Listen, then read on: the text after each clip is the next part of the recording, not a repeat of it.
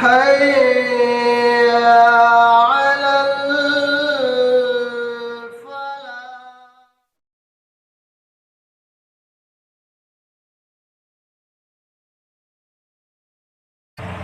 الحمد لله رب العالمين والصلاة والسلام على رسوله الكريم وبعد.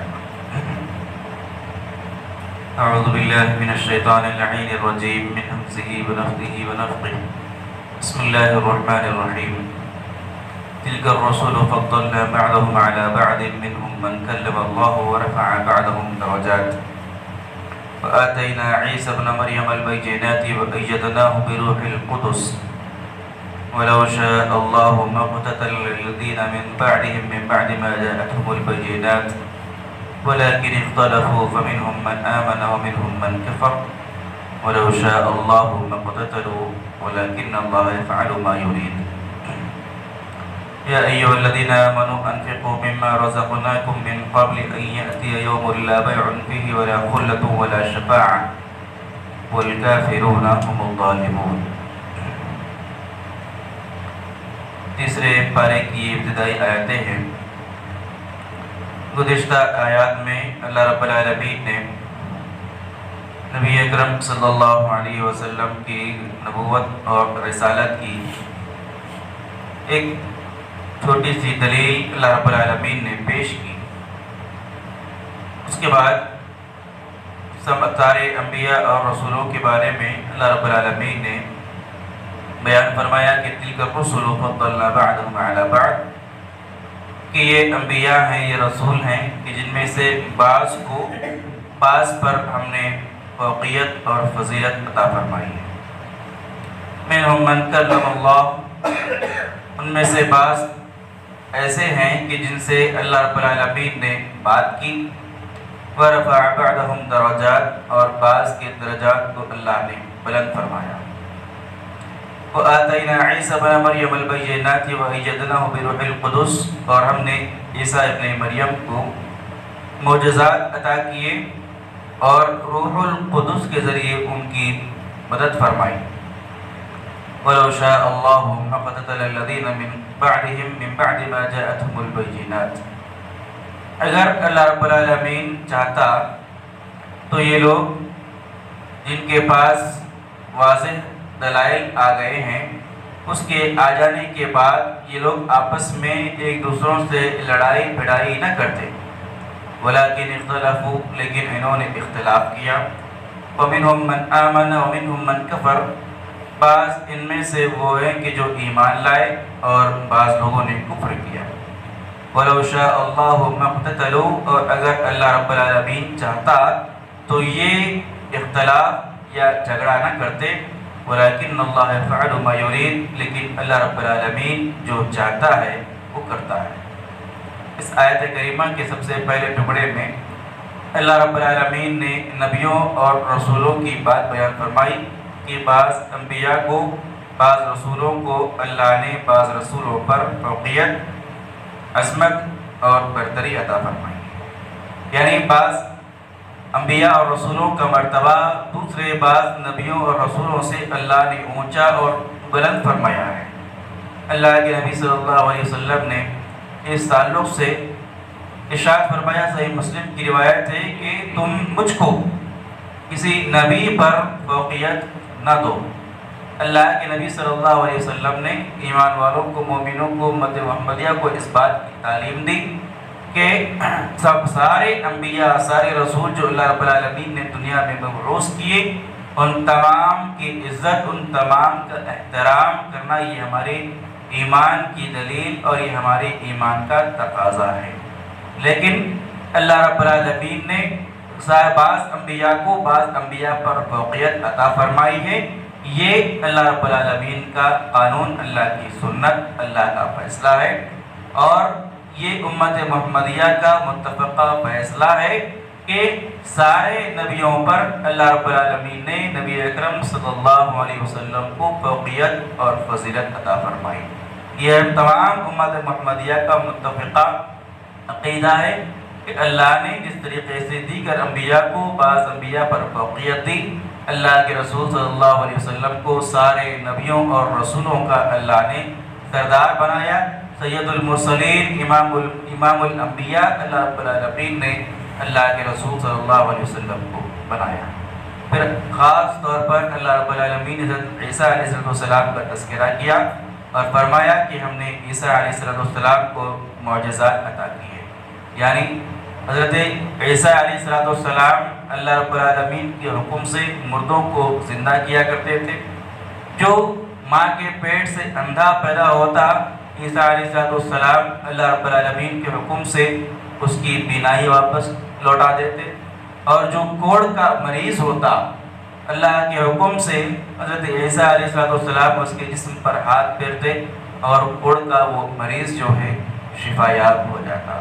تو اللہ تعالیٰ نے مختلف ان معجزات سے عیسیٰ علیہ السلام کو دنیا میں مبعوث کیا، اور خاص طور پر اللہ نے آگے فرمایا کہ وَأَيَّدْنَاهُ بِرُوحِ الْقُدُسِ، روح القدس کے ذریعے ہم نے ان کی تائید اور مدد کی، یعنی حضرت جبرائیل علیہ السلام کے ذریعے، خاص طور پر حضرت جبرائیل علیہ السلام کے ذریعے ہم نے عیسیٰ علیہ السلام کی مدد فرمائی۔ پھر فرمایا اللہ رب العالمین نے کہ اگر اللہ تعالیٰ چاہتا، اگر اللہ رب العالمین یہ چاہتا انسانوں کو کہ انسان اللہ کی کتابوں کے نازل ہونے کے بعد اختلاف اور انتشار نہ کریں تو لوگ کبھی بھی اختلاف اور انتشار نہ کرتے، یعنی اللہ رب العالمین یہ اللہ کی مصلحت، اللہ کی مشیت ہے کہ دنیا میں اللہ نے جو کتابیں جو نبیوں کو عطا فرمائی، ان کتابوں کے آنے کے باوجود بھی، ان کتابوں کی تعلیمات کو پڑھنے کے باوجود بھی انسانوں نے ان کتابوں میں اللہ کے ان نبیوں کی تعلیمات میں اختلاف کیا، انتشار کیا۔ یہ اللہ رب العالمین کی مصلحت ہے۔ اس کا یہ مطلب ہرگز نہیں کہ اللہ کی کتاب میں اختلاف اللہ کو پسند ہے، یہ اس کا ہرگز مطلب نہیں ہے۔ اللہ رب العالمین کو صرف یہی بات پسند ہے کہ لوگ نبیوں کی تعلیمات کو اپنائیں، اس پہ اتحاد اور اتفاق کے ساتھ اللہ کے نبیوں کی تعلیم کو اپنائیں، اس پر عمل کریں، یہ اللہ رب العالمین کو زیادہ پسند ہے۔ لیکن اللہ کی کتاب میں اختلاف کرنا، انتشار کرنا اور ٹکڑوں میں بٹ جانا، یہ اللہ رب العالمین کو پسند نہیں ہے۔ اللہ نے دنیا میں جتنے نبی بھیجے ان تمام کے مبعوث ہونے کا مقصد ایک ہی تھا کہ ایک انسان سب ایک ہو جائیں اور اللہ رب العالمین کی عبادت اور اطاعت کریں۔ الانبیاء کے بعد اللہ رب العالمین نے دعات، علماء کی یہ ذمہ داری ان پر عائد کی ہے کہ یہ امت کو اللہ رب العالمین کے ایک راستے کی طرف بلائے، ان کو اتحاد کی دعوت دے۔ لہٰذا یہ پالنا، یہ غلط فہمی ذہنوں میں پالنا کہ اختلاف، انتشار اللہ کو پسند ہے یا اللہ کی رحمت ہے، یہ بالکل ایک باطل عقیدہ ہے اور خام خیالی ہے۔ اللہ نے امت کو، انسانوں کو اتحاد اور اتفاق کی تعلیم دی، لیکن اس کے باوجود یہ دنیا چونکہ آزمائش کی جگہ ہے، اللہ نے انسانوں کو دونوں راستے بتلا دیے، حق کا راستہ بھی بتلایا اور باطل کا راستہ بھی بتلایا، حق کو اپنانے کا انجام بھی بتلایا اور حق کو چھوڑنے کا اللہ رب العالمین نے انسان کو انجام بھی بتلایا۔ اور انسان کو اس دنیا کے اندر آزمائش کے لیے اللہ نے اختیار دے رکھا ہے۔ اختیار کیا ہے؟ اگر انسان چاہے تو حق بات کو قبول کر سکتا ہے، حق بات کو اپنا سکتا ہے، اس پر عمل کر سکتا ہے، اور اس کا اختیار یہ بھی ہے کہ اگر وہ چاہے تو حق بات کو ٹھکرا دے اور باطل اور کفر کا راستہ اختیار کرے۔ یہ بھی انسان کو اللہ نے دنیا میں اختیار دے رکھا ہے۔ لہٰذا اس اختیار کو استعمال کر کے اللہ نے کہا کہ فَمِنْهُم مَّنْ آمَنَ وَمِنْهُم مَّن كَفَرَ۔ اسی اختیار کا استعمال کرنے کے بعد بعض لوگ ایمان لاتے ہیں، اللہ کے راستے پر آتے ہیں، اور بعض لوگ کفر کی راہ اختیار کرتے ہیں۔ پھر فرمایا کہ اگر اللہ تعالیٰ چاہتا تو ان لوگ کو کبھی اختلاف اور انتشار نہیں کرتے، وَلَكِنَّ اللَّهَ يَفْعَلُ مَا يُرِيدُ، لیکن اللہ رب العالمین جو چاہتا ہے وہ کرتا ہے۔ اللہ رب العالمین کے فیصلے پر کوئی اعتراض اور تنقید نہیں کر سکتا۔ یہ اللہ کی مشیت، یہ اللہ کی مصلحت ہے کہ اللہ تعالیٰ نے انسانوں کو دنیا کے اندر مختلف اختیارات دے رکھے ہیں۔ پھر اللہ نے آگے فرمایا کہ یا ایھا الذین آمنوا انفقوا مما رزقناکم من قبل ان یأتی یوم لا بیع فیہ ولا خلۃ ولا شفاعۃ، کہ ایمان والو جو کچھ ہم نے تم کو دے رکھا ہے اس میں سے اللہ کے راستے میں صدقہ اور خیرات کیا کرو۔ جو کچھ ہم نے تم کو دے رکھا ہے اس میں سے اللہ کے راستے میں صدقات اور خیرات کیا کرو۔ من قبل ان یأتی یوم لا بیع فیہ ولا خلۃ ولا شفاعہ، اس دن کے آنے سے پہلے کہ جس دن نہ کوئی تجارت ہوگی، نہ کوئی دوستی ہوگی اور نہ کوئی کسی قسم کی سفارش ہوگی۔ والکافرون هم الظالمون، اور کافر ہی اپنے آپ پر ظلم کرنے والے ہیں۔ اللہ رب العالمین نے اس آیت کریمہ میں ایمان والوں سے خاص طور پر خطاب کیا اور اللہ کے راستے میں صدقات اور خیرات کی تاکیدی تعلیم اللہ رب العالمین نے دی۔ اور کیا فرمایا اللہ نے کہ انفقوا مما رزقناکم، جو کچھ ہم نے تم کو مال دیا ہے اس مال سے خرچ کرو۔ یعنی اللہ رب العالمین نے انسان کو اس بات کا احساس دلایا کہ جو مال، جو دولت، جو ثروت، جو اسباب تمہارے پاس موجود ہیں وہ نہ تمہارے عقل کی بنیاد پر ہے، نہ تمہاری تعلیمی قابلیت کی بنیاد پر ہے، نہ ہی تمہاری محنت کی بنیاد پر ہے۔ یہ محض اللہ رب العالمین کا فضل ہے، اللہ کا کرم ہے۔ اللہ تعالیٰ جس کو چاہتا ہے دنیا کی دولت، دنیا کا اسباب، دنیا کی ثروت عطا فرماتا ہے۔ اسی لیے اللہ نے یہ احساس دلایا کہ ہم نے تم کو جو دیا ہے اس میں سے تم اللہ کے راستے میں خرچ کرو۔ یہ تاکیدی تعلیم ہے۔ اور اللہ نے خاص طور پر بیان فرمایا کہ قیامت کا دن آنے سے پہلے صدقات اور خیرات کر لو اور اپنے آپ کو جہنم کی آگ سے بچانے کا سامان دنیا کے اندر تیار کر لو۔ اللہ رب العالمین نے یہ بات کی تعلیم دی کہ قیامت کا دن آنے سے پہلے، اب قیامت حقیقی معنی میں اجتماعی قیامت کب آئے گی یہ اللہ رب العالمین کے علاوہ اس کا کسی کو علم نہیں ہے، لیکن انسان کی انفرادی قیامت اس کے موت کے ساتھ ہی شروع ہو جاتی ہے۔ جب آدمی مر گیا، من مات فقد قامت قیامتہ، جیسے ہی آدمی کی آنکھ بند ہوئی، اس دنیا سے آدمی کا ناتا ٹوٹ گیا، اس کی قیامت شروع ہو گئی وہیں سے۔ اور کوئی نہیں جانتا کہ کس شخص کی موت کب اللہ رب العالمین نے رکھی ہے، یہ کوئی نہیں جانتا۔ اسی لیے اللہ رب العالمین کی یہ تاکید ہے، یہ تعلیم ہے کہ ہم ہمیشہ اللہ رب العالمین کے اس بلاوے کے لیے تیار رہیں اور نیک اعمال کرتے رہیں، خاص طور پر اللہ کے راستے میں صدقات اور خیرات کرتے رہیں اپنے مال کے اندر۔ اور فرمایا اللہ رب العالمین نے کہ قیامت کا دن جب آئے گا تو ایسا دن ہوگا کہ اس دن کسی بھی قسم کی کوئی تجارت، کوئی سودا نہیں کر سکے گا۔ یعنی کوئی تجارت نہیں ہوگی، کوئی سودے بازی نہیں ہوگی کہ مال دو اللہ کے عذاب سے چھوٹ جاؤ، اسباب دو اللہ کے عذاب سے چھوٹ جاؤ، اس قسم کا کوئی سودا، کوئی سودے بازی، کوئی تجارت اس دن قیامت کے دن نہیں ہوگی۔ اور دوسری چیز اللہ نے بیان فرمائی کہ ولا خلہ، کوئی دوستی بھی نہیں ہوگی۔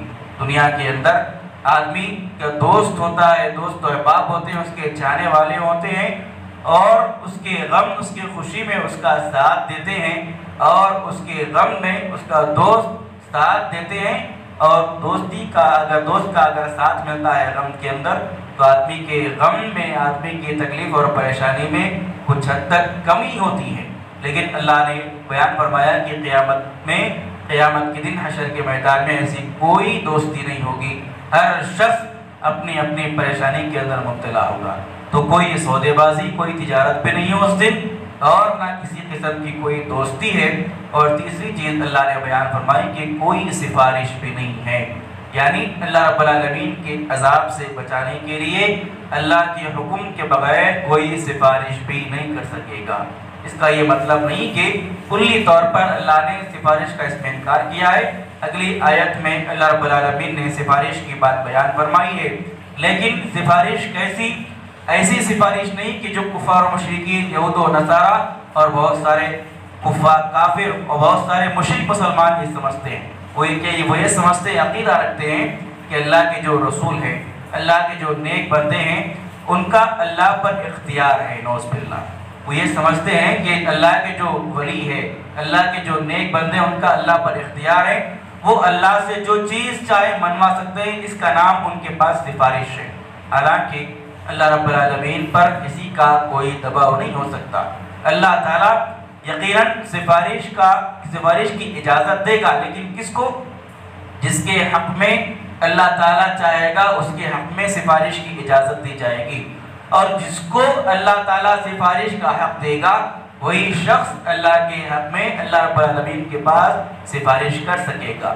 اور اس کے علاوہ جتنے نبی، جتنے ولی، جتنے اللہ والے ہوں گے وہ خود حشر کے میدان میں اپنی اپنی پریشانیوں کے اندر مبتلا ہوں گے، وہ خود اپنے عمل کے لیے اللہ رب العالمین سے خوف کھاتے اور ڈرتے ہوں گے۔ لہٰذا اللہ رب العالمین نے کہا کہ اس دن سے بچنے کے لیے یہ دن آنے سے پہلے تم دنیا کے اندر اس کی تیاری کر لو، اور جو مال اور اسباب اللہ نے دے رکھا ہے اس میں اللہ رب العالمین کے راستے میں خرچ کر لو، چاہے وہ 1 روپیہ ہی کیوں نہ ہو۔ اللہ کے راستے میں اگر اخلاص کے ساتھ خرچ کیا جائے گا وہی 1 روپیہ ہماری نجات، ہماری کامیابی اور جہنم کی آزادی کے لیے ہمارے لیے کافی ہو جائے گا۔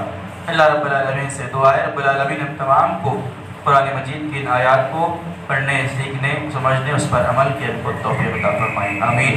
سبحانک اللہم و بحمدک، اشہد ان لا الہ الا انت، استغفرک و اتوب الیک۔